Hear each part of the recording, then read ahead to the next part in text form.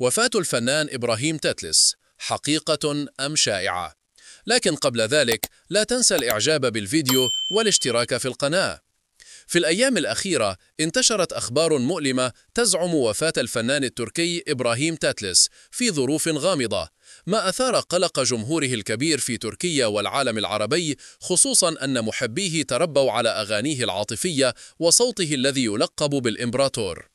لكن الحقيقة أن الفنان إبراهيم تاتلس حي يرزق وبصحة جيدة، وقد خرج بنفسه لينفي هذه الشائعات، مؤكدا أنه يعيش حياته بشكل طبيعي ويستعد لأعمال فنية جديدة.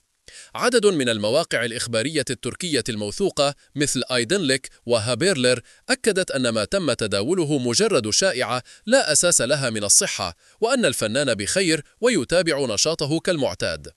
إبراهيم تاتلس الذي ولد في مدينة شانلي أورفا عام 1952 يبلغ اليوم من العمر 73 عاما، ويعد من أبرز نجوم الغناء في تركيا والعالم العربي، واشتهر بأغانيه الخالدة مثل آي فاري فاري وإفريم.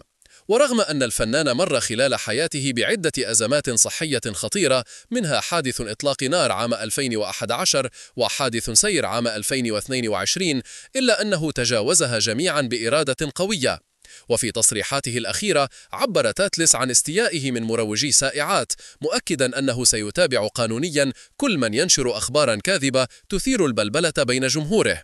ويبقى الخبر مجرد شائعة لا أصل لها، والغرض منها فقط جذب المشاهدات واللايكات الرخيصة على حساب مشاعر الناس، فضلا وليس أمرا.